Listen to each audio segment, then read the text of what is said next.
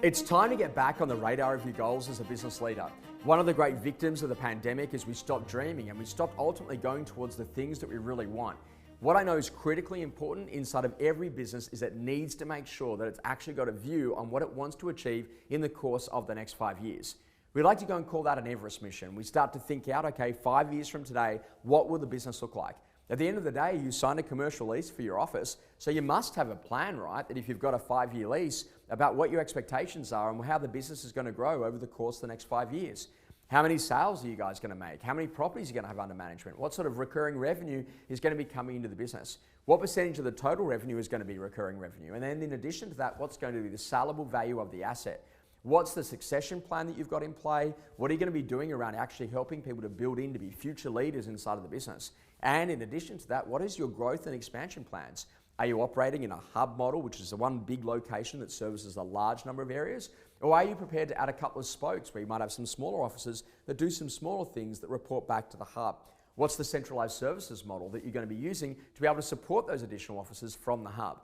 This is such a great thing for you to go and spend time on. You shouldn't get confused by those questions. You should ultimately be energized by those questions because ultimately you've got the answers for what's critically important inside of the business.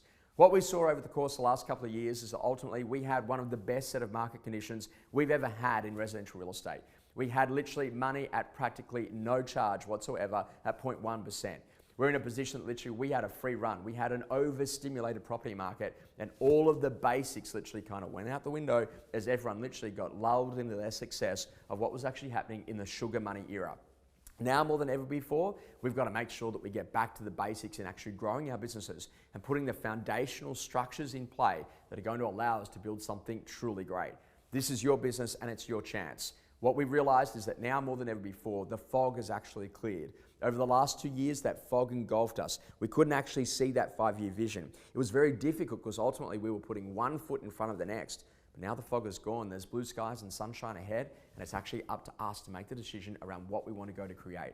What's our impact going to be in the world? What's our impact going to be on our communities? How are we going to go and serve customers in new and interesting ways? What innovation, what culture, what things are we bringing back to the table? And how do we as leaders make sure that everyone inside of our organization is crystal clear around the vision? Because then we can ask one great question: will this or won't this get us to where we want to go? And if it doesn't, we don't do it. It's that simple. Get back into that position so you get clear around what you really want as a business owner.